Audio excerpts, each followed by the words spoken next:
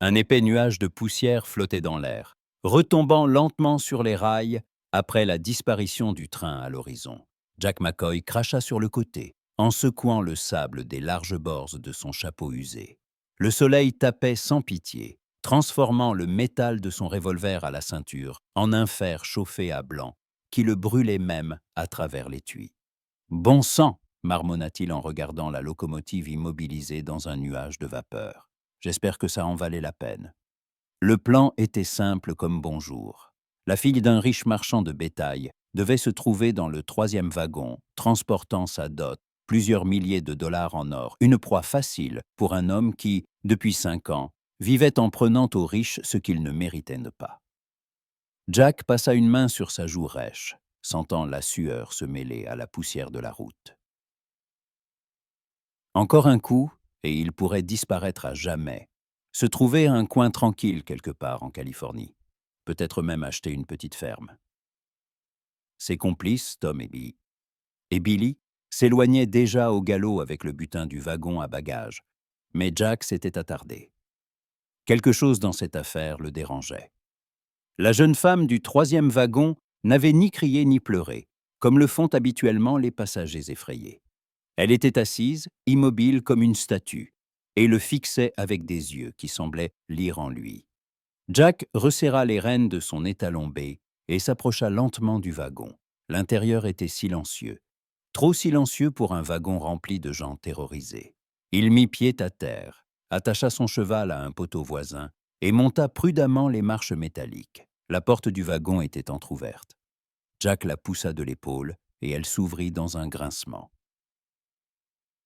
À l'intérieur, sur une banquette de velours, était assise une jeune femme vêtue d'une élégante robe bleu marine. Ses cheveux châtains étaient soigneusement coiffés sous un petit chapeau, et elle portait des gants de dentelle blanche. Elle ne parut pas effrayée par son apparition, ne tressaillit même pas. Elle leva simplement les yeux et croisa son regard. « Vous êtes le fameux Jack McCoy ?» Sa voix était étonnamment calme pour une femme qui venait de se faire dévaliser. Jack fronça les sourcils. Il ne s'attendait certainement pas à une telle réaction. « Comment connaissez-vous mon nom ?» Elle esquissa un sourire étrange, ni effrayé, ni méprisant, mais plutôt triste. « Votre réputation vous précède, monsieur McCoy.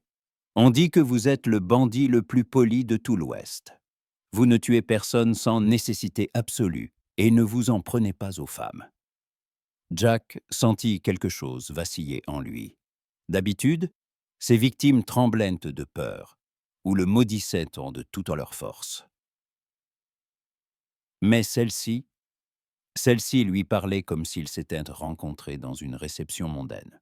« Je cherche la fille de Silas Hartman, dit-il en s'efforçant de garder une voix sévère.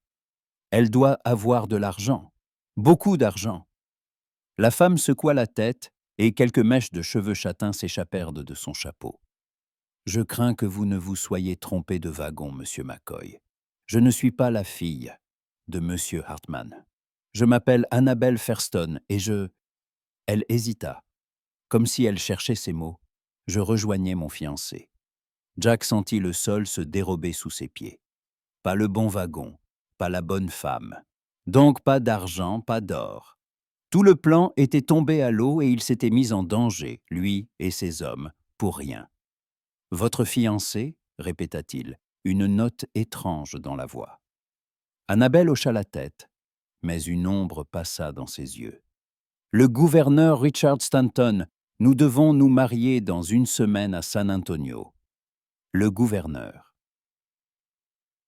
Jack jura intérieurement. Cela signifiait que cette femme serait recherchée non seulement par les shérifs, mais par l'armée tout entière.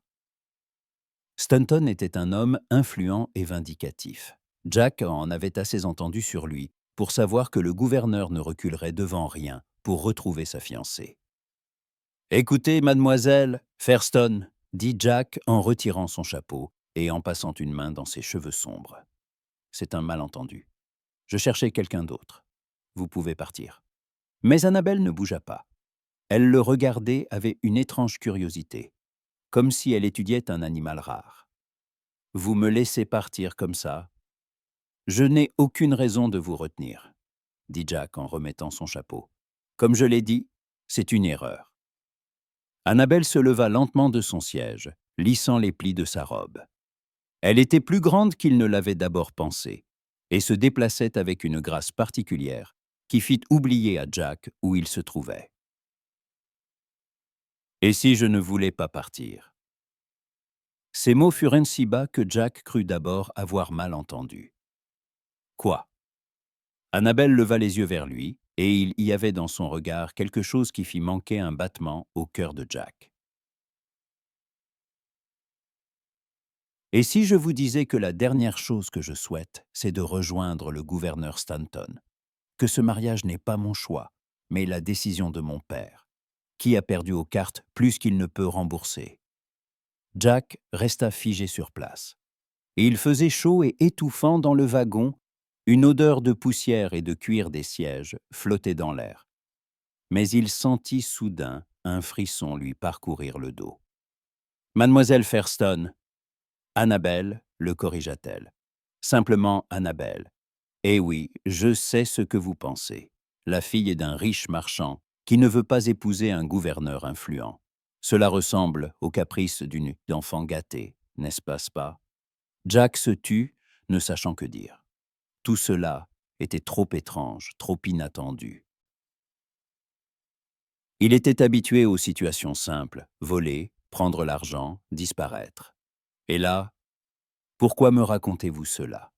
Demanda-t-il enfin. Annabelle s'approcha de la fenêtre et regarda dehors. Au loin, on apercevait des montagnes enveloppées de brume, et entre elles et le train s'étendait une prairie infinie, couverte d'herbes jaunes et de cactus. Parce que vous êtes le premier homme depuis 6 mois qui ne me regarde pas comme une marchandise, dit-elle en se tournant vers lui. Même maintenant, alors que vous pourriez exiger une rançon pour la fiancée du gouverneur, vous êtes prête à me laisser partir. Jack sentit sa poitrine se serrer. Il y avait une telle amertume, une telle lassitude dans sa voix, qu'il eut envie de s'approcher et de la prendre dans ses bras. Mais il resta sur place. « Je ne prends pas d'innocents en otage, dit-il d'une voix rauque. Innocent, ricana Annabelle, mais sans méchanceté. Savez-vous, monsieur McCoy, que le gouverneur Stanton a déjà été marié 2 fois, et que ces 2 femmes sont mortes dans d'étranges circonstances? Un frisson glacial parcourut l'échine de Jack. Il avait entendu des rumeurs, bien sûr, mais préférait ne pas se mêler de politique et de commérage. Son affaire était plus simple, prendre aux riches et survivre. Que voulez-vous dire? Annabelle s'éloigna de la fenêtre et se rassit. Maintenant que le soleil ne lui frappait plus le visage, Jack pouvait mieux distinguer ses traits. Elle était baissée de pile, mais pas de cette beauté froide qu'il avait l'habitude de voir chez les dames de la haute société. Il y avait dans son visage une chaleur, une vivacité qui faisait oublier tout le reste. « Je veux dire que si vous me ramenez, je serai morte d'ici 1 an, dit-elle. Sa voix tremblait, mais elle se tenait droite. Peut-être un accident de chasse, peut-être une maladie soudaine. Le gouverneur est très inventif dans ce genre de choses. Jack s'assit sur la banquette en face d'elle. Son esprit travaillait fiévreusement, essayant de comprendre ce qui se passait. D'un côté, il pouvait simplement partir et oublier cette rencontre. De l'autre,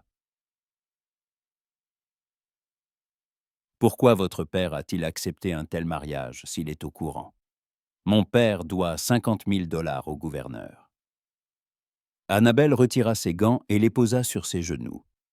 Jack remarqua que ses mains tremblaient. Stanton a proposé d'effacer la dette en échange de ma main. Pour mon père, c'était une solution facile.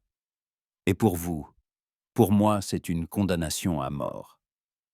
Ils restèrent assis en silence pendant plusieurs minutes. Dehors, le vent courbait l'herbe jaune de la prairie, et au loin, un faucon criait. Jack regardait cette femme et comprenait que sa vie venait de prendre un tournant radical. Il pouvait la laisser partir et continuer sa route, sachant qu'il la condamnait à mort. Ou il pouvait, Que proposez-vous » demanda-t-il enfin. Annabelle leva les yeux vers lui, et pour la première fois, une lueur d'espoir y apparut. « Amenez-moi loin d'ici, n'importe où. Je ne vous demande pas de me protéger ou de prendre soin de moi. Aidez-moi simplement à disparaître. » « La moitié du Texas est déjà à mes trousses, » dit Jack en secouant la tête. « Et si j'enlève la fiancée du gouverneur ?»« Ils nous traqueront de toute façon, » l'interrompit Annabelle. « Même si vous me laissez partir maintenant, Stanton décidera que vous m'avez offensé ou, pire, il trouvera une raison de vous déclarer hors la loi. » Jack savait qu'elle avait raison. Les gouverneurs ne pardonnaient même pas les offenses accidentelles, et encore moins quand il s'agissait de leurs femmes. Son sort avait été scellé au moment où il était entré dans ce wagon. « J'ai un refuge, » dit-il lentement, « dans les montagnes où personne ne nous trouvera. Mais ce n'est pas une vie pour une dame comme vous. Il n'y a pas de confort, pas de domestique. »« Monsieur McCoy ?» Annabelle se pencha en avant et ses yeux brillèrent. « Ces 6 derniers mois, j'ai vécu dans une maison qui ressemblait plus à une prison. On ne me laissait pas sortir seul. On m'interdisait de voir mes amis, de lire les livres que j'aime. Chaque jour, on me rappelait quel honneur représentait pour moi ce mariage à venir. Croyez-moi, les montagnes ne peuvent pas être pires. » Jack se leva et s'approcha de la fenêtre. Le train n'était toujours à l'arrêt, le mécanicien attendant probablement la fin du braquage. Bientôt, ses complices remarqueraient son retard et viendraient le chercher. Il fallait prendre une décision. « Si j'accepte, » dit-il sans se retourner, « il n'y aura pas de retour en arrière. Nous deviendrons tous les deux des fugitifs. On nous pourchassera et si on nous attrape, vous serez pendus et on me ramènera au gouverneur, » dit Annabelle en se levant et en s'approchant de lui. « Mais au moins, nous aurons eu une chance. » Jack se retourna et la regarda. Elle se tenait si près qu'il pouvait sentir le parfum subtil de ses vêtements, mêlé à l'odeur de la poussière et de la route. Dans ses yeux, il n'y avait pas de peur, seulement de la détermination et quelque chose d'autre qu'il ne parvenait pas à définir. « D'accord, » dit-il enfin, « mais j'ai des conditions. N'importe lesquelles. Je ne suis pas un gentleman, mademoiselle Thurston.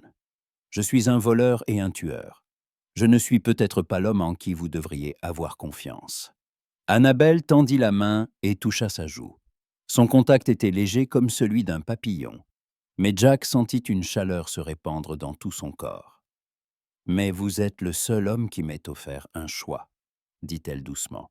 « Et cela fait de vous un meilleur gentleman que tous ceux que je connais. » Jack saisit sa main et l'écarta doucement de son visage. « Alors, nous partons, tout de suite. » Ils sortirent du fauteuil du wagon et Jack aida Annabelle à descendre les marches.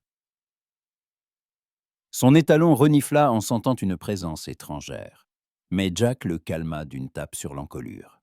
« Savez-vous monter à cheval ?» demanda-t-il. « Oui, mais pas dans une robe pareille. » Jack examina sa tenue. La longue robe avec son corset et ses multiples plis n'était clairement pas conçue pour l'équitation. « Nous devrons monter à 2, » dit-il en lui tendant la main. « Tenez-vous bien. » Annabelle prit sa main sans hésiter, et Jack l'aida à se hisser en selle. Elle s'installa derrière lui, et il sentit ses bras entourer sa taille. « Prête ?» demanda-t-il par-dessus son épaule. « Prête ?» Jack éperonna son cheval, et ils s'élancèrent loin du train, soulevant des nuages de poussière. Derrière eux, des cris retentirent. Les passagers avaient probablement remarqué la disparition de l'une des leurs. Mais Jack ne se retourna pas. Il connaissait ces lieux comme sa poche, chaque sentier, chaque cachette. Son refuge dans les montagnes était à 2 jours de route, et il comptait y arriver sans laisser de traces. Le vent fouettait les pans de son manteau et faisait voler les cheveux d'Annabelle. Elle se tenait fermement à lui, et Jack sentait la chaleur de son corps à travers le tissu de sa chemise. C'était une sensation étrange. Il était habitué à chevaucher seul, à ne compter que sur lui-même. Et maintenant, « Monsieur McCoy, » Sa voix était à peine audible à cause du martèlement des sabots. « Jack », la corrigea-t-il. « Simplement Jack. Jack. Merci. » Il ne répondit pas, mais ses lèvres esquissèrent un semblant de sourire. Une longue route les attendait, pleine de dangers et d'incertitudes. Mais pour une raison inconnue, à cet instant, Jack McCoy se sentait plus vivant que jamais. Derrière eux, dans un nuage de poussière, restait le train, restait l'ancien monde où tout était simple et clair. Devant eux s'ouvrait un nouveau monde, où rien ne pouvait être prédit. Et la seule chose dont Jack était certain, c'est que sa vie venait de changer pour toujours. Le soleil déclinait vers l'horizon, peignant le ciel de teintes de feu cuivré, lorsque Jack arrêta enfin son cheval au pied d'une falaise rocheuse. Son étalon bai respirait lourdement, couvert d'écume après la longue chevauchée, et Annabelle glissa de la selle sur des jambes tremblantes. Son élégante robe était déchirée par les épines, et ses cheveux décoiffés s'échappaient de son chapeau. « Nous passerons la nuit ici, » dit Jack en mettant pied à terre et en scrutant les alentours. « Mon refuge est encore à une journée de marche, mais nous n'y arriverons pas dans le noir. C'est trop dangereux. » Annabelle hocha la tête, essayant de reprendre son souffle. Pendant les dernières heures, elle s'était agrippée à Jack en silence, sentant le vent lui fouetter le visage sans pitié et la poussière lui emplir la bouche et le nez. Maintenant qu'il s'était arrêté, elle pouvait enfin regarder autour d'elle. Il se trouvait dans un petit creux entre des rochers rouges, protégés du vent et cachés des regards indiscrets. Quelques arbres chétifs et des buissons poussaient là, et au centre, on voyait les restes d'un vieux feu de camp. Apparemment, Jack avait déjà utilisé cet endroit. « C'est sûr ici ?» demanda-t-elle en lissant les plis de sa robe. Jack attacha le cheval à l'arbre le plus proche et commença à le desceller. Aussi sûr que ça peut l'être pour des gens comme nous. Il jeta la selle à terre et se tourna vers elle. « Il y a de l'eau, un abri contre le vent, et d'ici on peut voir quiconque approche. Si quelqu'un décide de nous suivre, nous le verrons à 1 mile de distance. » Annabelle s'assit sur une grosse pierre qui servait de siège naturel. Ses jambes lui faisaient mal à cause de cette chevauchée inhabituelle, et son dos était endolori. Mais étrangement, malgré la fatigue et l'inconfort, elle se sentait libre.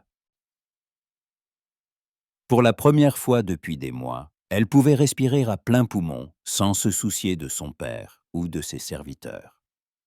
Jack ramassa du bois mort et commença à allumer un feu. Ses gestes étaient précis et assurés. On voyait qu'il était habitué à cette vie.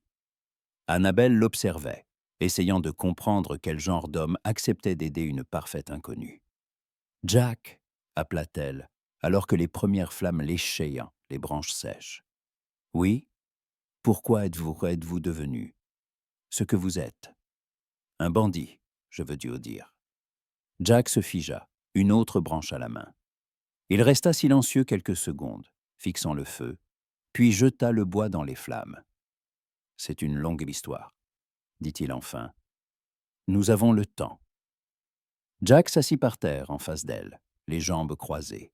À la lueur du feu, son visage paraissait sévère, presque cruel. Mais Annabelle avait déjà appris à voir autre chose dans ses yeux. Une fatigue, une douleur qu'il tentait de dissimuler. « Je n'ai pas toujours été un hors-la-loi, » commença-t-il lentement. « J'avais une ferme, petite mais à moi. J'élevais du bétail, un peu de maïs. J'avais une femme. » Sa voix se brisa et il fit une pause pour reprendre son souffle. Elle s'appelait Mary. Nous nous sommes mariés quand j'avais 22 ans, et ces 3 années ont été les plus heureuses de ma vie. Annabelle sentit sa poitrine se serrer.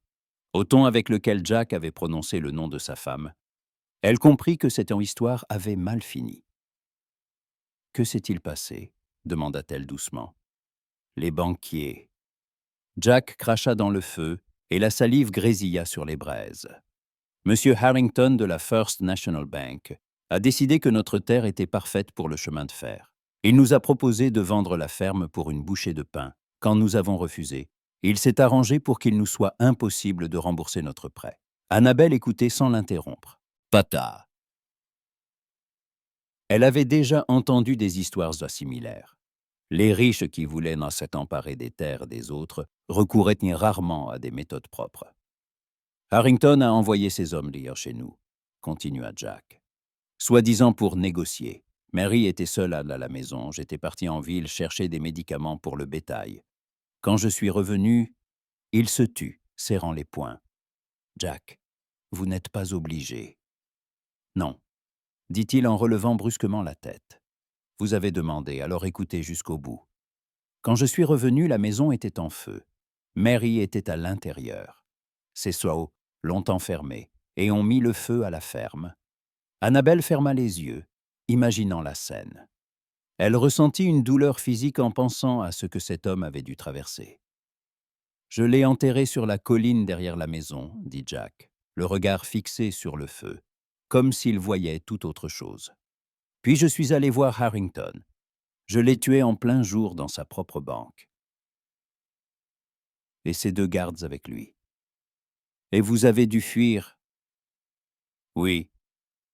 Le shérif était à la solde de Harrington, tout comme le juge.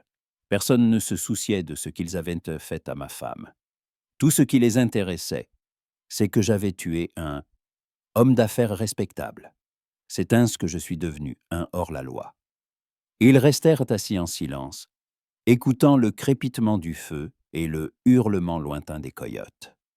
Annabelle regardait Jack et comprenait qu'elle le voyait sous un nouveau jour.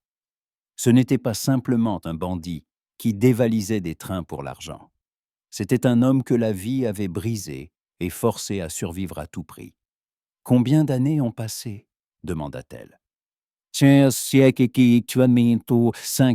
ans que je vis comme un loup, me cachant dans les montagnes et prenant aux riches ce qu'ils ont volé à des gens comme moi.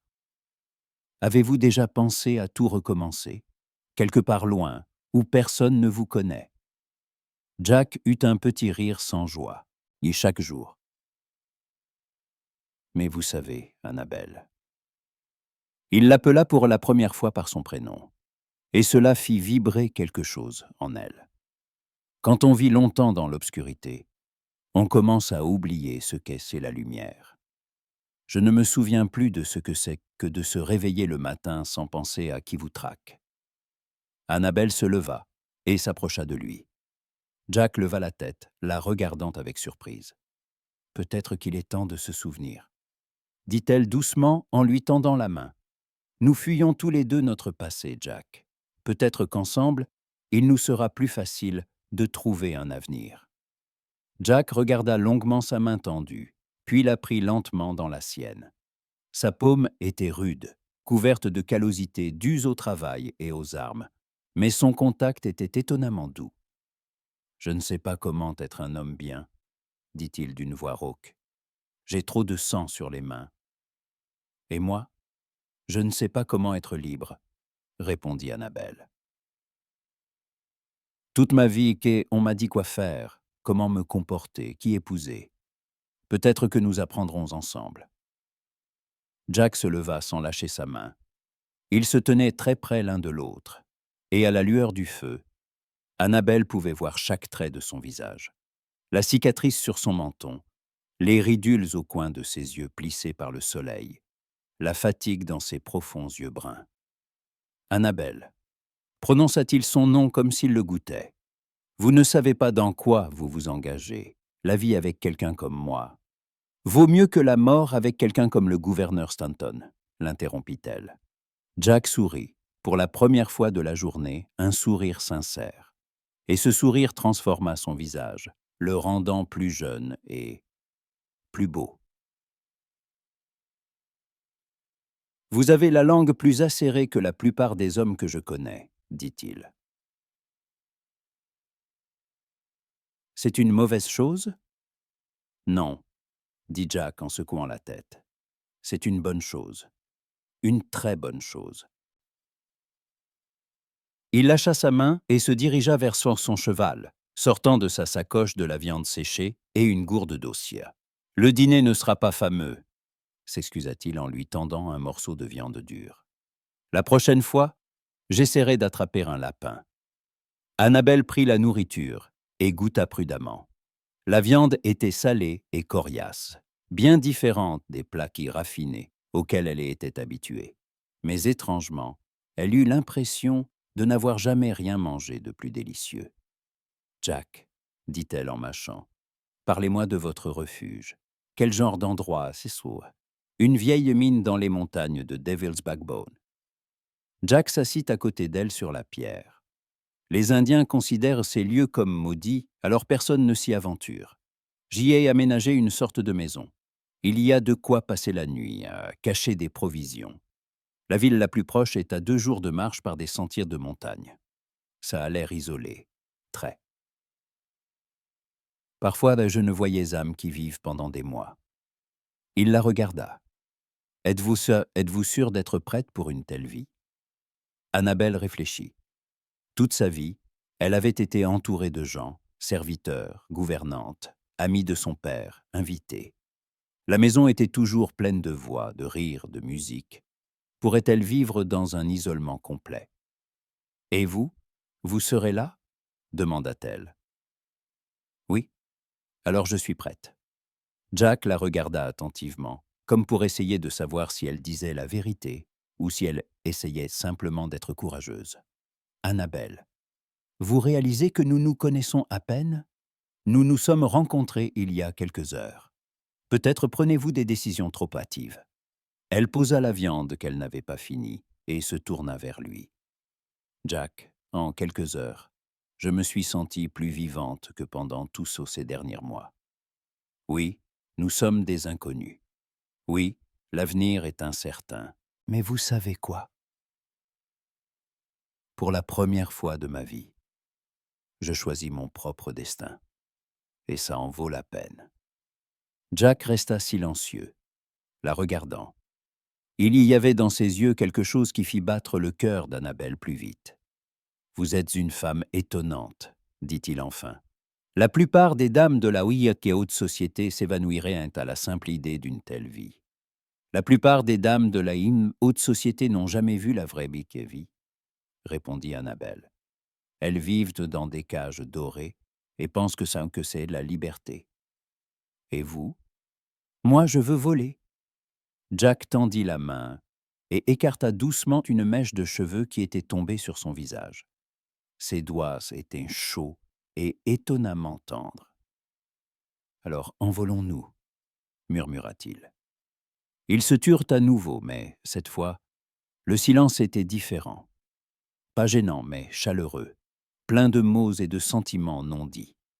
Le feu crépitait, une chouette ululait quelque part, et les étoiles s'allumaient une à une dans le ciel sombre. « Jack !» Annabelle rompit le silence.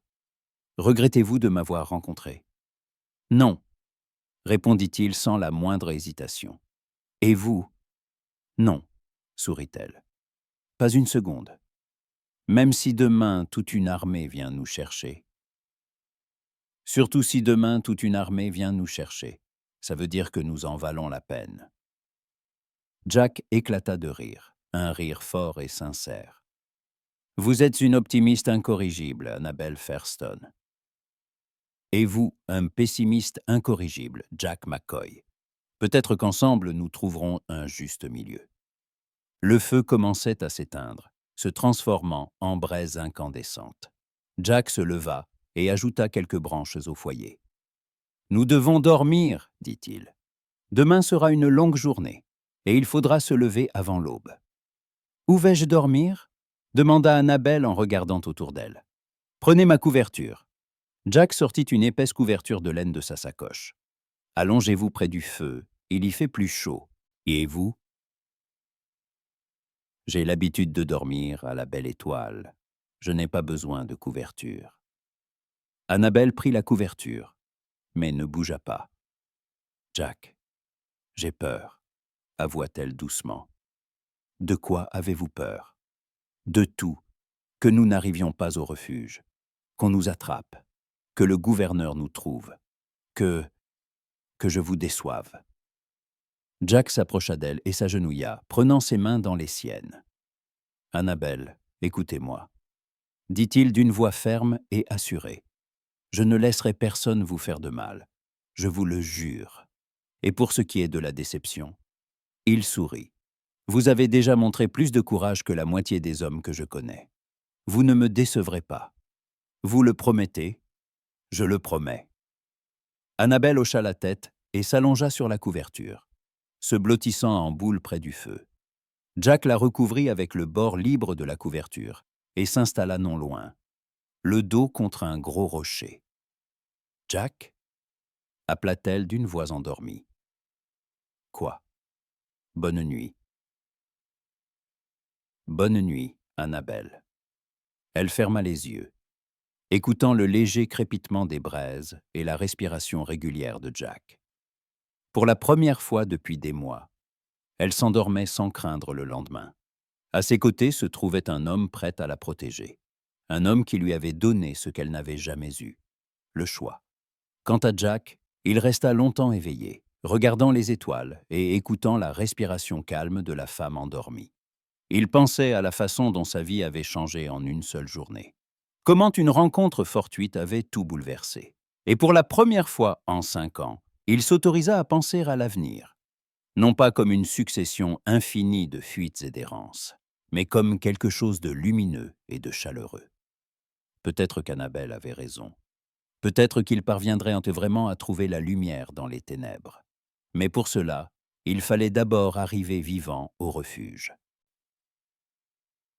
Et quelque part au loin, à San Antonio, le gouverneur Richard Stanton recevait un télégramme l'informant de l'enlèvement de sa fiancée, et son visage s'assombrit de fureur. L'aube tiède fut comme une caresse brutale. Des rayons couleur de miel glissaient sur les roches pourpres, chassant lentement les derniers frimas de la nuit. Jack réveilla Annabelle avant les premiers cris d'oiseaux. Il avait appris à se méfier du calme et habituel de l'aurore, sachant que l'inquiétude précède toujours le soleil. Annabelle se réveilla d'un mouvement à peine perceptible. La première minute de ce nouveau jour lui fit comprendre que plus rien ne serait comme avant. Son corps était endolori, ses pensées lourdes, mais elle ne se plaignit pas. « Il faut y aller », lança Jack à voix basse en secouant son chapeau élimé. Ses gestes étaient vifs, mais sa voix trahissait une certaine prévenance. Annabelle plia la couverture usée et tenta de remettre de l'ordre dans ses cheveux. Le corset la gênait, sa robe menaçait de s'accrocher aux pierres, et chaque nouveau pas sur le sentier était une épreuve d'endurance. Les falaises de Devil's Backbone se dressaient devant eux, effrayantes par leur mystère et leur obscurité. Lorsqu'ils atteignirent un promontoire, Annabelle ralentit, scrutant l'étendue de la prairie. Jack se réfugia dans son silence habituel, et seules de rares questions glissaient entre eux, sur le chemin, les dangers, l'eau. Chaque bruissement était une source d'inquiétude. Trop de choses pouvaient mal tourner. Le silence fut soudainement rompu. Quelque part en contrebas, sous les rochers, on entendit un martèlement de sabots, des cris et des aboiements de chiens. « Ne bougez pas !» dit Jack à peine audiblement, se cachant derrière un buisson bas. Sa main se posa sur son revolver. Son regard devint perçant. Annabelle se figea, retenant son souffle. Le soleil, qui venait de commencer à les réchauffer, lui parut de nouveau froid. Elle aperçut en bas un groupe de cavaliers, les uniformes voyants des hommes de main, des foulards pourpres et autour du cou, de longs Winchester sur l'épaule, et 11 chevaux se dirigeant rapidement vers leur campement de la nuit. « Qui sont-ils » murmura-t-elle. « Les chiens du gouverneur » répondit Jack. Il connaissait ces patrouilles, armées jusqu'aux dents, impitoyables, vengeresses. Il les avait vus établir leur camp la nuit, traquer ceux qui avaient eu le malheur de croiser la route de Richard Stanton. Les cavaliers s'arrêtèrent près des restes du feu. Un homme corpulent à la barbe rousse, visiblement le chef, descendit de cheval et se mit à houspiller bruyamment ses hommes, en montrant les traces au sol. « Nous avons peu de temps, » dit Jack. « Restez près de moi, ne vous retournez pas. » Ils s'engagèrent sur un sentier étroit et dangereux, où les pierres roulaient sous leurs pieds, où chaque faux pas pouvait les précipiter dans l'abîme. Le chemin traversait de petits canyons et des fourrés d'épineux. Annabelle marchait en silence, mais chaque mouvement trahissait son anxiété. Jack remarqua qu'elle était épuisée, mais elle tenait bon, serrant les dents. Quelques heures plus tard, alors que le sentier se rétrécissait, ils s'arrêtèrent sur un petit plateau à l'abri des regards. Jack sortit des jumelles de sa sacoche, un précieux cadeau d'un ami, et inspecta les environs. « Ils nous suivent », conclut-il en repérant la tache d'un foulard cramoisi sur l'un des cavaliers. « Il va falloir accélérer. Le chemin vers la mine est plus long que je ne le pensais. » Annabelle le regarda, attendant une réponse. « Pouvez-vous me faire confiance ?» demanda soudain Jack. Sa voix sonnait comme s'il doutait non seulement de lui-même, mais du monde entier. « Ai-je le choix ?» dit-elle avec un sourire à peine perceptible. « Essayons. » Nappy. Il hocha la tête, et à cet instant, une étincelle insaisissable passa entre eux. Une confiance fragile comme une brindille, mais bien réelle. Le chemin devenait de plus en plus difficile. Jack aidait Annabelle, la prenant parfois par le coude, la soutenant dans les passages escarpés. Elle ne se plaignait pas, bien que ses doigts fussent écorchés et que sa respiration se fît courte à cause de la fatigue. Lorsque le soleil fut au zénith, l'entrée sombre d'une vieille mine apparut devant eux, envahie d'herbes sèches et de roseaux. Jack entra le premier, reconnaissant dans l'obscurité des contours familiers le sol en terre battue, les étais en bois, l'odeur d'humidité et de poudre, une pincée de vieux mystères. « Nous sommes en sécurité ici, » dit-il. Annabelle le suivit, sentant la fraîcheur remplacer la chaleur de la prairie. La mine semblait abandonnée, mais Jack révéla sa cachette dans l'obscurité. Des caisses de provisions, un vieux matelas, une lanterne, un fusil, un peu de sucre et de café.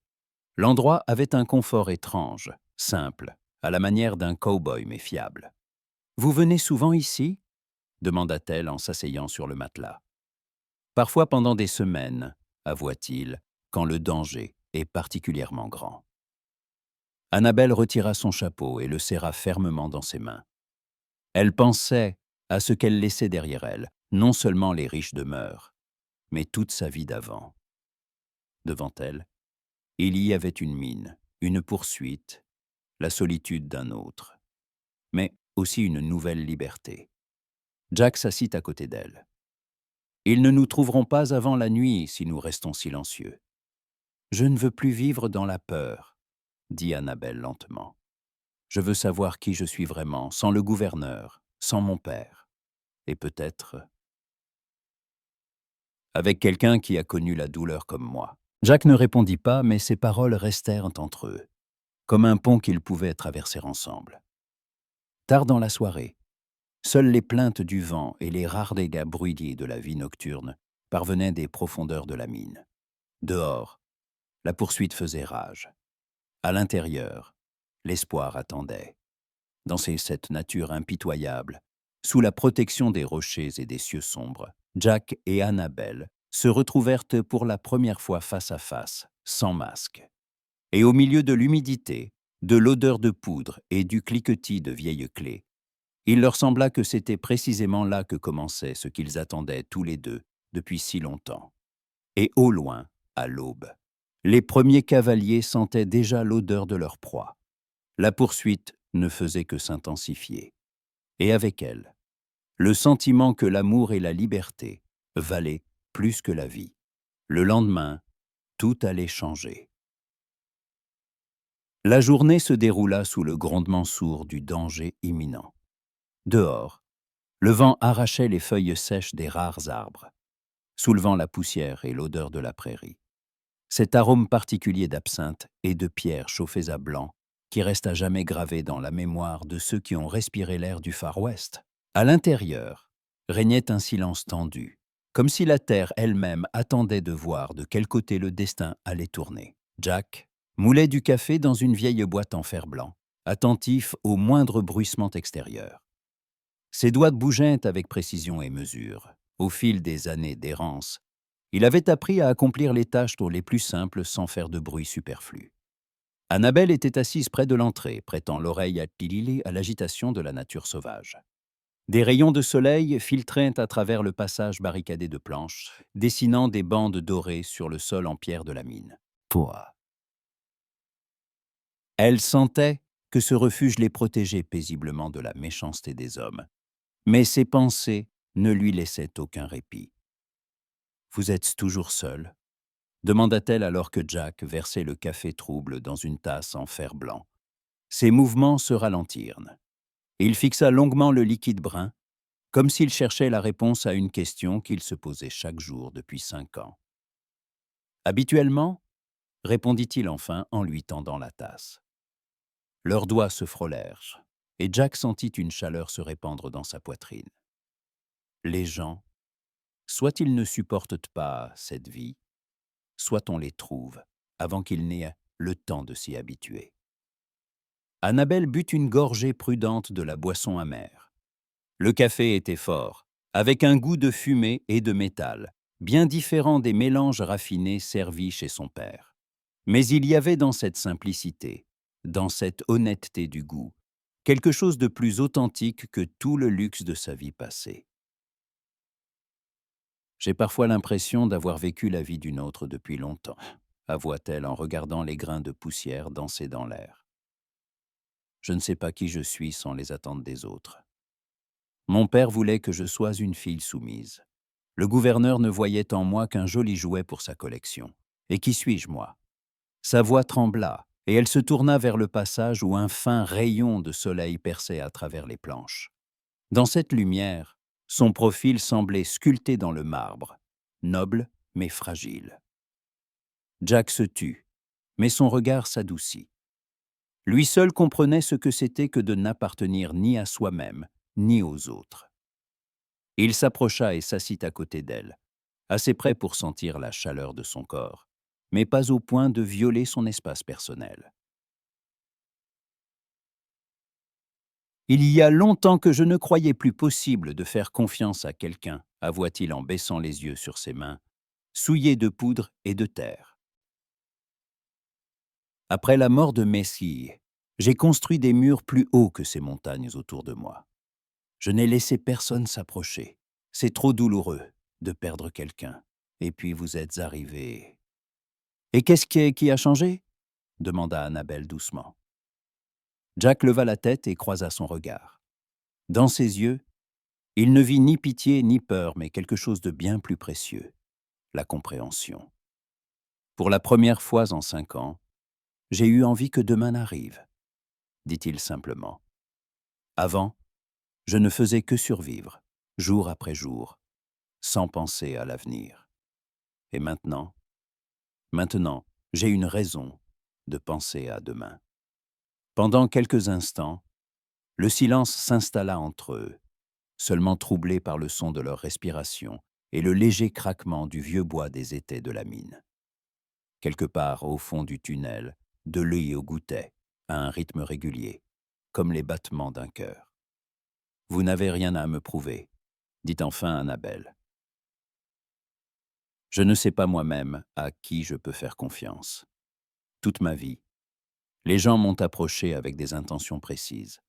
Certains voulaient l'argent de mon père, d'autres ses relations, d'autres encore juste une belle épouse à exhiber. J'ai désappris à distinguer la sincérité du mensonge. Mais vous avez choisi de venir avec moi, » lui rappela Jack. « Pourquoi ?» Annabelle réfléchit longuement à sa réponse, faisant tourner la tasse en fer blanc entre ses mains. « Parce que vous êtes le seul à ne pas avoir essayé de me convaincre, » dit-elle enfin. « Vous m'avez offert un choix et étiez prête à accepter n'importe quelle réponse. Même si j'avais dit non, vous n'auriez pas insisté, n'est-ce pas? » « Vrai, c'est vrai. C'est pour ça que je suis venu avec vous. » J'ai choisi quelque chose en quoi j'ai envie de croire. Même si l'avenir est incertain, ils burent leur café, écoutant le vent se calmer progressivement à l'extérieur de leur abri. Leurs peurs intérieures s'apaisaient un peu. Partagées à deux, elles semblaient moins effrayantes. Jack raconta à Annabelle la vie dans les montagnes. Comment lire les traces des animaux. Comment prédire le temps d'après la couleur du ciel. Elle s'écoutait, mémorisant chaque mot, comprenant que ce n'était pas une simple conversation, mais une leçon de survie. Savez-vous tirer demanda-t-il soudain. Un peu. Mon père estimait qu'une dame devait savoir se défendre, mais seulement en cas d'extrême nécessité. Montrez-moi. Jack sortit de son étui son revolver de rechange, un petit colt à la crosse de nacre qu'il avait acheté à un armurier de San Francisco. Annabelle le prit, surprise par le poids du métal. « Il est chargé » demanda-t-elle. « Bien sûr. Une arme non chargée n'est qu'une matraque coûteuse. » Annabelle se leva, prit la posture que lui avait enseignée le vieux garde de son père, et visa une boîte de conserve posée contre le mur du fond de la mine. Le coup de feu retentit avec un bruit assourdissant dans l'espace confiné, l'écho se répercutant sur les parois de pierre. La boîte fut projetée sur le côté, un trou en plein milieu. « Pami » commenta Jack, mais sa voix était tendue. Quelque chose ne va pas. Le coup de feu. Ils ont pu l'entendre. Comme en réponse à ces paroles, au loin, vers midi, on entendit les aboiements lointains de chiens et le bruit de cabots. Jack saisit son Winchester avec inquiétude et arma le chien. Annabelle se tut, prêtant l'oreille. Le poids du danger lui oppressait la poitrine, lui serrait la gorge. « Restez derrière moi » ordonna-t-il à voix basse en s'approchant de l'entrée de la mine. « Et si quelque chose tourne mal, il y a une sortie de secours par ce tunnel. Il vous mènera à un ruisseau à un demi-mille d'ici. Et vous, je les retiendrai aussi longtemps que je pourrai. »« Non, » dit Annabelle, en lui saisissant le bras. « Nous partons ensemble ou nous restons ensemble. Je ne vous laisserai pas. » Jack la regarda, ses lèvres résolument pincées, sa main agrippant fermement son poignet, ses yeux où la peur n'avait pas sa place. Et il comprit que cette femme ne flancherait pas, quoi qu'il arrive. « D'accord, » dit-il. « Ensemble. » Ils attendirent près de l'entrée pendant plus d'une heure, écoutant les bruits se rapprocher et s'éloigner. Apparemment, le groupe de recherche inspectait la zone, mais n'avait pas trouvé l'entrée de la mine, que Jack avait bien camouflée avec des buissons et des pierres. Vers le soir, le bruit cessa, mais leurs nerfs s'étaient tendus à l'extrême. « Ils partiront avant la nuit, » dit Jack en rangeant son Winchester. « Mais demain, ils reviendront avec les chiens. Il faut réfléchir à la suite. » Annabelle s'assit sur le matelas, retira ses bottes et se massa les pieds. Jack remarqua que des ampoules s'étaient formées sur ses chevilles, peu habitué à la marche en montagne. « Laissez-moi voir, » dit-il en s'approchant d'elle. « Ce n'est rien. »« Laissez-moi voir, » répéta-t-il plus doucement. Annabelle tendit sa jambe, et Jack examina délicatement les blessures. Sa peau était douce, non accoutumée aux chaussures rudes et aux longues marches. Il sortit une petite boîte de pommade de ses provisions et en appliqua soigneusement sur les ampoules. « Où avez-vous appris ça ?» demanda-t-elle, observant ses gestes assurés. « À la guerre. Savoir soigner les blessures est une compétence utile pour quelqu'un qui en reçoit souvent. » « Vous avez fait la guerre ?»« 2 ans, dans la cavalerie de l'Union. » Jack referma la boîte de pommade et s'éloigna. Pas les meilleurs souvenirs. « Racontez-moi, » demanda Annabelle. Jack resta longtemps silencieux, regardant le feu du petit camp qu'ils avaient allumé à l'entrée de la mine. Finalement, il parla. « J'avais 19 ans quand la guerre a commencé. Je pensais que j'allais défendre la justice, libérer les esclaves, construire un monde meilleur. » Il eut un sourire amer, un gamin naïf. La guerre ne rend pas le monde meilleur, elle tue simplement tout ce qui est vivant. Mais vous avez survécu. J'ai survécu. Et c'était le pire. Voir ses amis mourir, savoir qu'on aurait pu les sauver, si on avait été plus rapide, plus malin, meilleur. Quand la guerre s'est terminée, je voulais juste oublier. Fonder une famille, vivre tranquillement. Et pendant quelques années, j'y suis parvenu. Jusqu'à ce qui est arrivé à Mary.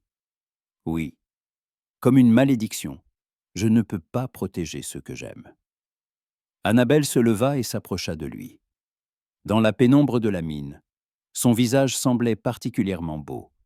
Des ombres douces soulignaient ses traits délicats, et les reflets du feu dansaient dans ses yeux. « Jack, dit-elle doucement, vous m'avez protégé. Quand tous les autres ne voyaient en moi qu'une marchandise, vous avez vu une personne. C'est déjà beaucoup. Ce n'est que le début, répondit-il. De nombreux dangers nous attendent encore. Alors nous les affronterons ensemble. Elle tendit la main et il la prit dans la sienne. Ses doigts étaient froids, mais fermes. Il y avait plus de proximité dans ce contact que dans toutes les étreintes dont Jack se souvenait. La nuit tomba rapidement, comme souvent dans montagne. À l'intérieur de la mine, il faisait froid et humide, mais plus chaud que n'importe où ailleurs dans le monde. Ils étaient assis près du feu, partageant un dernier morceau de pain et parlant de ce qu'aurait pu être leur vie sans les circonstances. « Jack ?» demanda Annabelle doucement, alors que l'obscurité devenait particulièrement dense. « Oui, si vous pouviez recommencer votre vie à zéro, vous essaieriez. » Il n'y eut pas de réponse pendant un long moment, seulement le bruit de leur respiration dans le noir et le léger crépitement des braises. « J'essaierai, » dit-il enfin, « mais seulement si je n'écrivais pas cette nouvelle page seule. »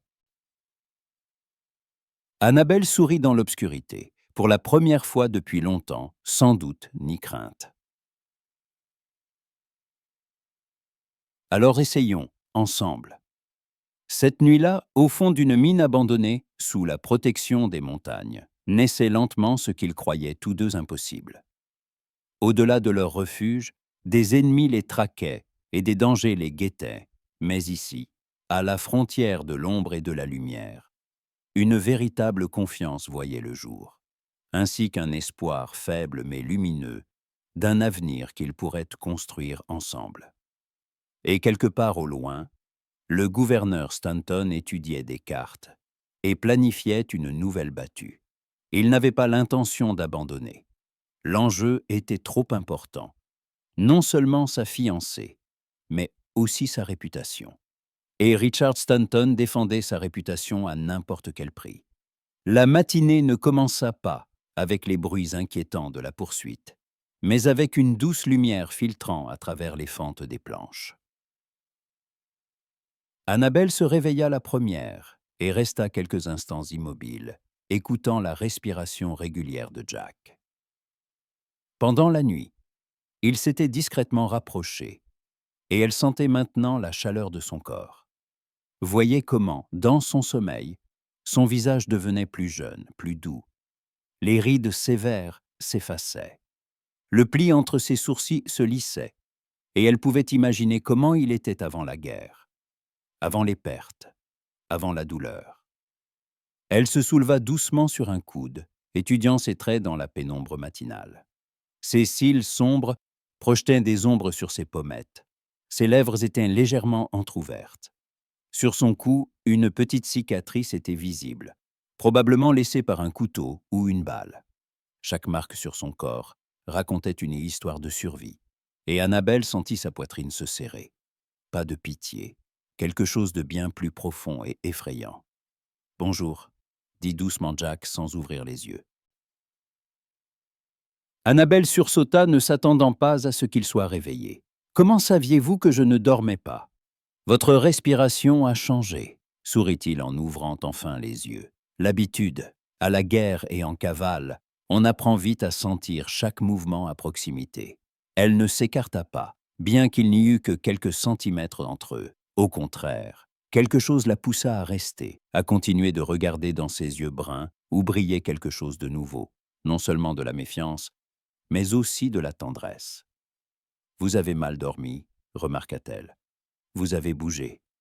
Des cauchemars, avoua simplement Jack. Ils viennent toutes les nuits. Mais aujourd'hui c'était mieux. Pourquoi? Il tendit la main et écarta doucement une mèche de cheveux de son visage. Ses doigts s'attardèrent sur sa tempe, et Annabelle ferma les yeux, savourant ce contact. Parce que je n'étais pas seul, dit-il doucement. Pour la première fois en 5 ans, il y avait quelqu'un à mes côtés qui ne voulait rien de moi, sinon que je sois moi-même. Annabelle ouvrit les yeux et croisa son regard. Il faisait frais dans la mine, mais l'air entre eux semblait électrisé, chargé de mots et de sentiments non dits. « Jack, commença-t-elle, mais il posa un doigt sur ses lèvres. « Ne dites rien, demanda-t-il. Laissez-moi juste me souvenir de ce moment, au cas où il n'y en aurait pas d'autre. » Mais Annabelle écarta doucement sa main et s'assit, arrangeant ses cheveux. « Et si je ne voulais pas que ce soit juste un souvenir ?» demanda-t-elle. « Et si je voulais qu'il y en ait beaucoup, des moments comme celui-ci ?» Jack s'assit également, sans s'éloigner d'elle. Ils étaient ainsi proches que leurs genoux se touchaient, et Annabelle sentit son cœur battre plus vite. « Annabelle, vous ne comprenez pas, commença-t-il. « Non, c'est vous qui ne comprenez pas, l'interrompit-elle. Et sa voix prit cette fermeté qui l'avait poussée à accepter de partir avec un bandit inconnu. Toute ma vie, des hommes m'ont dit ce que je ressentais, ce que je devais vouloir, qui je devais épouser. Mais aucun d'eux n'a pris la peine de me demander ce que je pensais, moi.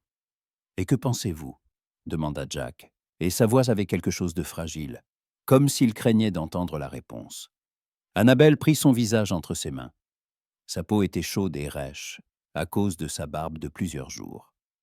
Je pense que pendant ces quelques jours, je me suis sentie plus vivante que durant toute ma vie précédente, dit-elle en le regardant droit dans les yeux.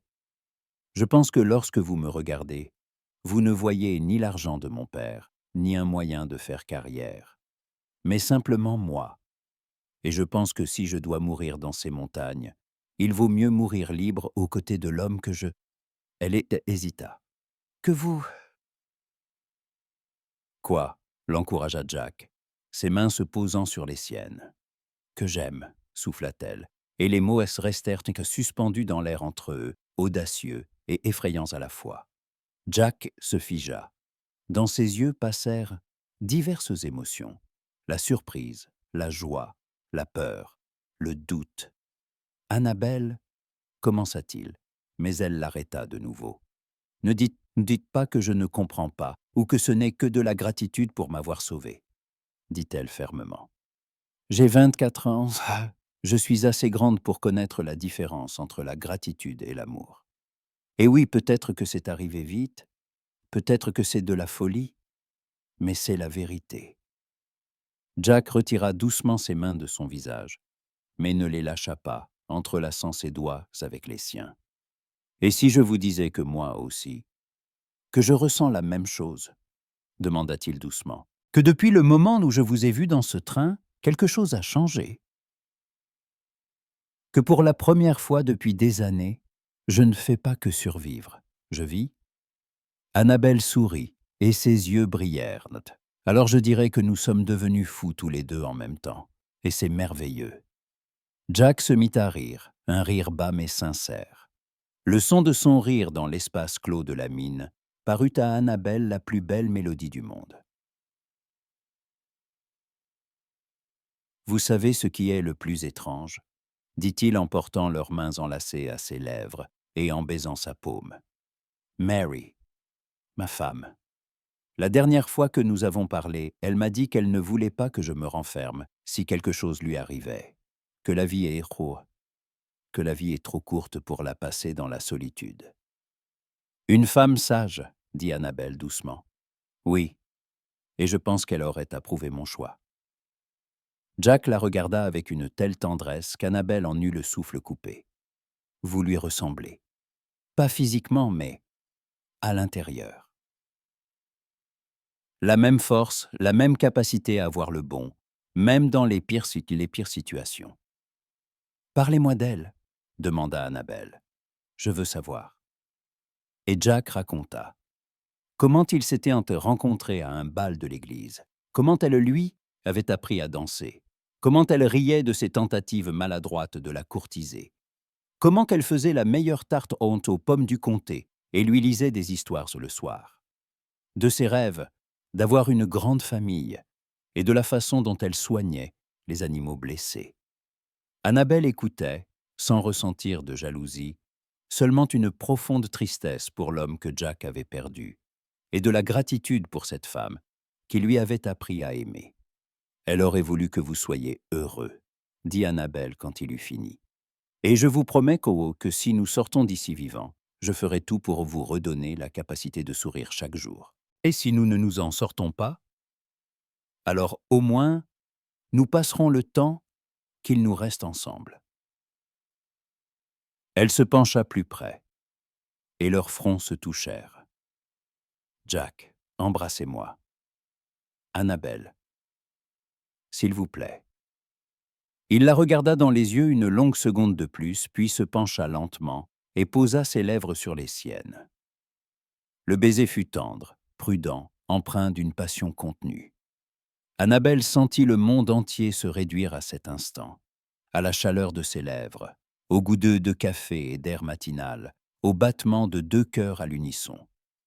Quand ils se séparèrent, Jack la serra contre lui, enfouissant son visage dans ses cheveux. « Mon Dieu, comme j'ai peur de vous perdre, » murmura-t-il. « Vous ne me perdrez pas, » répondit-elle en le serrant plus fort. « Nous trouverons un moyen de rester ensemble. Nous le devons. » Ils restèrent enlacés jusqu'à ce que le soleil monte plus haut et éclaire plus vivement la mine. Jack prépara le petit déjeuner, le reste de bœuf séché et du café, tandis qu'Annabelle lui parlait de ses rêves, de son désir de voyager, de voir le monde au-delà du Texas, des livres qu'elle aimait lire et de son rêve de s'essayer un jour à l'écriture. « Écrivez notre histoire », proposa Jack en souriant, « quand tout sera fini. Seulement si elle a une fin heureuse. »« Elle en aura une, » promit-il en l'embrassant sur la tempe. « C'est certain. » Vers midi, ils entendirent des bruits familiers, des aboiements de chiens et un martèlement de sabots. Mais cette fois, Annabelle n'eut pas peur.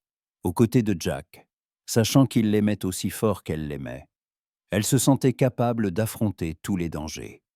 « Ils approchent, » dit Jack en vérifiant ses armes. « Nous sommes prêts, » répondit Annabelle, prenant en main le revolver avec lequel elle avait tiré la veille. « Nous sommes prêts, » acquiesça-t-il, et sa voix ne trahissait aucune peur, seulement la détermination de protéger ce qui était devenu pour lui plus précieux que la vie.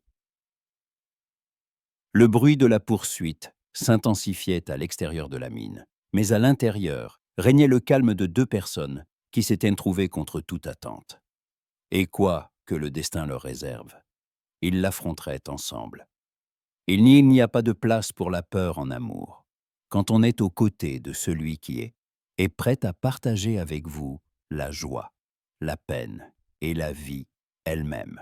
Les aboiements des chiens se rapprochaient, leur écho se répercutant sur les parois rocheuses du canyon. Jack se tenait à l'entrée de la mine, serrant son Winchester si fort que les jointures de ses doigts blanchissaient. Annabelle était à ses côtés, tenant le revolver à deux mains, comme il le lui avait appris. Il n'y avait plus de non-dit entre eux. Leurs aveux de ce matin avaient tout changé, rendant chaque instant à la fois précieux et fragile. « Combien sont-ils » demanda-t-elle à voix basse, regardant à travers l'interstice entre les planches.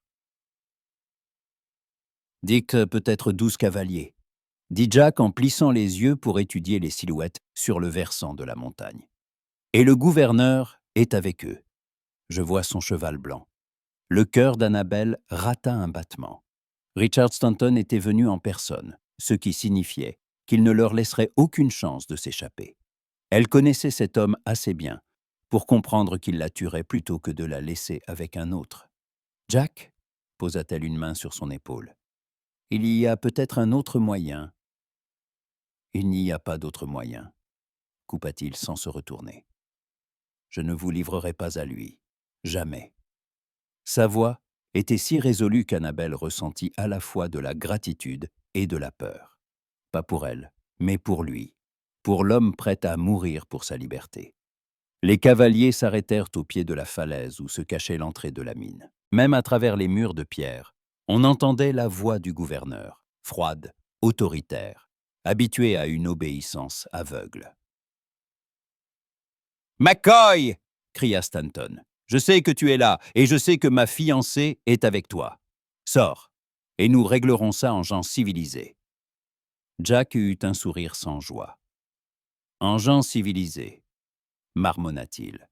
« Je me demande s'il trouve civilisé d'avoir forcé son père à vendre sa fille pour des dettes. » McCoy, la voix du gouverneur se fit plus tranchante. « Tu as 2 minutes. Sors les mains en l'air et je te promets une mort rapide. »« Et pour moi ?» cria Annabelle, et Jack se tourna brusquement vers elle. « Qu'est-ce que vous faites? Ce que je dois faire ?»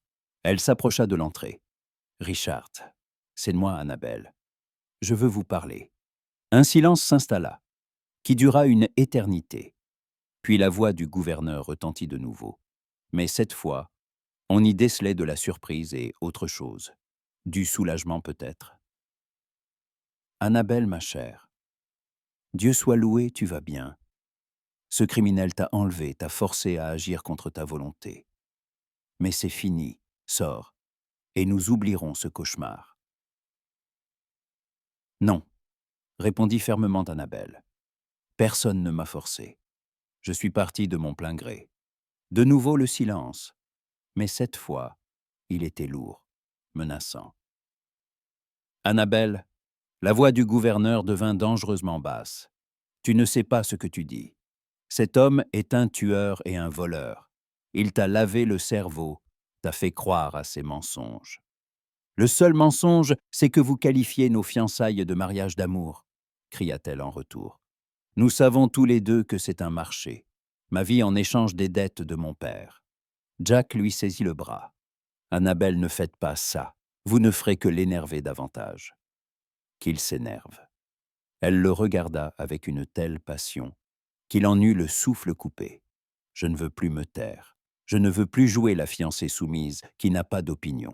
La voix du gouverneur retentit de nouveau, et cette fois. Il n'y avait plus aucune trace de tendresse feinte. Très bien, Annabelle. Si tu veux jouer à ce jeu, nous allons jouer.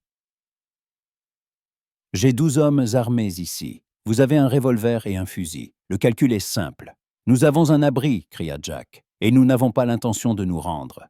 Alors vous mourrez ici, tous les deux. La voix de Stanton prit des accents métalliques. Les gars encerclaient le rocher. S'ils ne sortent pas dans 5 minutes, on les débusquera. Annabelle regarda Jack et dans ses yeux, il ne vit pas de peur, mais de la tristesse. « Je suis désolée que ça se termine ainsi, » dit-elle doucement. « Vous méritiez mieux que de mourir dans ce trou à cause de mes problèmes. »« Non, » dit Jack en prenant son visage entre ses mains. « Je méritais exactement ça. La chance d'aimer quelqu'un au point d'être prête à donner ma vie pour elle. Mary aurait voulu que je sois heureux. Et je l'ai été, Annabelle. Ces quelques jours avec vous, ont valu toutes ces années de solitude. » Elle se hissa sur la pointe des pieds et l'embrassa. Un baiser tendre, un adieu. « J'ai été heureuse aussi, » murmura-t-elle. « Pour la première fois de ma vie, vraiment heureuse. » Dehors, des bruits se firent entendre. Quelqu'un grimpait sur les rochers, cherchant d'autres entrées à la mine. Le temps pressait. « Jack, » dit soudain Annabelle, « et si je sortais pour leur parler ?»« Quoi ? Non. » « Écoutez-moi, dit-elle rapidement, fiévreusement. Si je sors et que je dis que vous me laissez partir, que tout ça n'était qu'un malentendu, il vous tuera. Peut-être. Mais vous serez tué à coup sûr si nous restons ici. Et s'il y a la moindre chance que l'un de nous survive, Annabelle, non. » Jack lui serra fermement les mains. « Nous restons ensemble, quoi qu'il arrive. » Mais elle avait déjà pris sa décision, tandis qu'il regardait vers l'entrée, attentif aux bruits extérieurs. Elle recula doucement vers le tunnel de secours dont il lui avait parlé. « Pardonne-moi, » murmura-t-elle. Jack se retourna juste à temps pour la voir disparaître dans l'obscurité du tunnel. « Annabelle !» cria-t-il en se précipitant derrière elle, mais il était trop tard.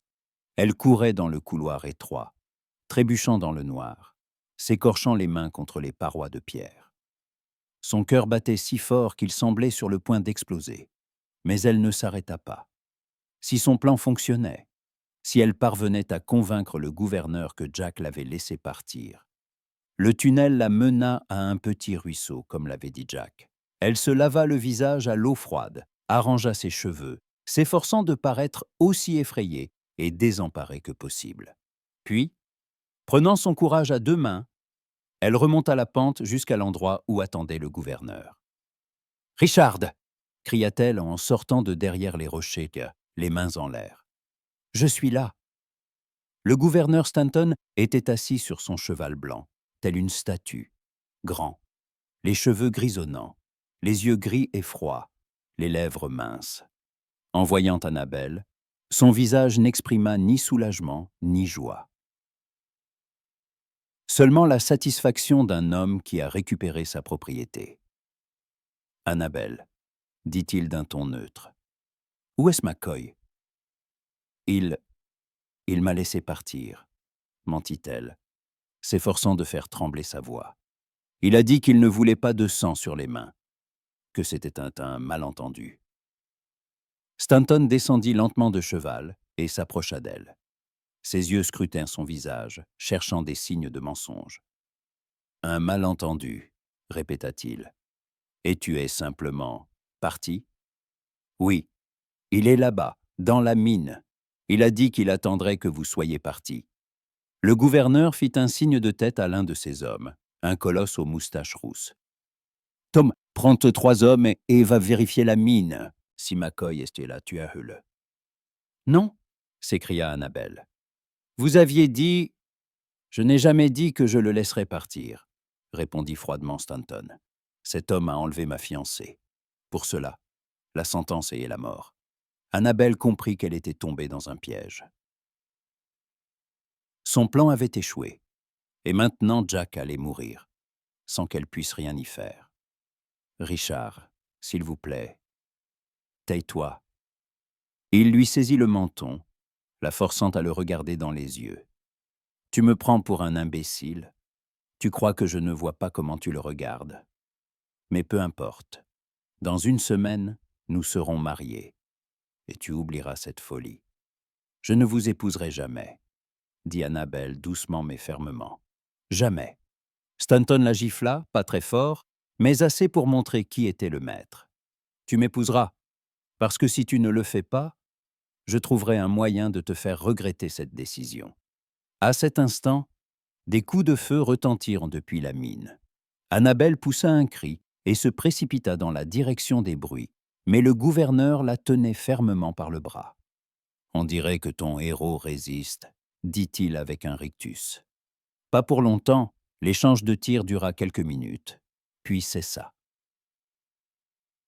Tom revint, tenant à la main le chapeau de Jack qu'Annabelle reconnut. « C'est fait, gouverneur, » dit-il. « McCoy est mort. » Le monde s'effondra autour d'Annabelle. Ses jambes flageolèrent et elle serait tombée si Stanton ne l'avait pas retenue. Un bourdonnement emplit ses oreilles. Des cercles noirs dansaient devant ses yeux. Jack était mort. L'homme qu'elle aimait était mort à cause d'elle. « Non, » murmura-t-elle, « non, ce n'est pas vrai. »« C'est la pure vérité, » dit le gouverneur en la soutenant. « Et maintenant, ma chère, nous rentrons à la maison. Nous avons un mariage à préparer. » Mais alors qu'ils montaient à cheval, un coup de feu retentit de derrière les rochers. L'un des hommes du gouverneur tomba de sa selle. Puis Jack apparut, vivant, bien que blessé, du sang sur sa chemise, mais avec la détermination dans les yeux. « Lâche-la, Stanton !» cria-t-il, son fusil prêt à tirer. Annabelle sentit son cœur recommencer à battre. Il était vivant. Son amour était vivant. Jack cria-t-elle. Mais le gouverneur lui pressa un couteau contre la gorge. Un pas de plus et elle est morte, menaça Stanton. Et si je baisse mon arme, tu la tueras quand même, répondit Jack. Je connais les gens comme toi. Vous ne pardonnez pas l'insoumission. Alors nous sommes dans une impasse. Non, dit soudain Annabelle. Pas une impasse. Et avant que quiconque ait pu comprendre son intention, elle se jeta brusquement sur le côté, échappant à l'emprise du gouverneur. Le couteau lui effleura l'épaule, mais elle était libre. Jack tira, mais manqua sa cible, ne voulant pas risquer de toucher Annabelle. Le gouverneur, lui, avait eu le temps de dégainer son pistolet. 3 coups de feu retentirent presque simultanément. Jack, Stanton et un autre des hommes du gouverneur tirèrent en une fraction de seconde. Quand la fumée se dissipa, le gouverneur gisait au sol, une balle dans la poitrine. Jack se tenait debout, se tenant l'épaule d'où le sang coulait. Et Annabelle courait vers lui, ignorant les hommes de Stanton restants, qui regardaient leur maître mort avec confusion. Jack, elle se jeta à son cou, et il l'enlaça de son bras valide. « C'est fini », murmura-t-il dans ses cheveux. « C'est fini, ma chérie. » Les hommes du gouverneur restants, après un échange de regards, s'éloignèrent lentement. Sans Stanton, ils n'avaient aucune raison de continuer la poursuite. Jack et Annabelle restèrent au milieu des rochers, se tenant l'un l'autre, regardant le soleil se coucher sur les montagnes de Devil's Backbone. « Et maintenant » demanda Annabelle. « Maintenant, nous sommes libres, » répondit Jack en l'embrassant sur le sommet de la tête. « Nous pouvons aller où nous voulons, être qui nous voulons. Nous pouvons commencer une nouvelle vie. Ensemble, pour toujours ensemble. » Et lorsque les premières étoiles s'allumèrent dans le ciel sombre, ils surent que leur histoire d'amour ne faisait que commencer. Devant eux, il y avait la Californie, de nouveaux noms, une nouvelle vie. Devant eux, il y avait un monde où l'amour s'était révélé plus fort que la peur, et la liberté plus précieuse que l'or. Dans ces montagnes hostiles, au milieu des dangers et de la mort, était né un amour qui survivrait à toutes les tempêtes. Et quelque part dans le ciel au-dessus d'eux, les étoiles scintillaient, comme pour bénir leur chemin vers le bonheur.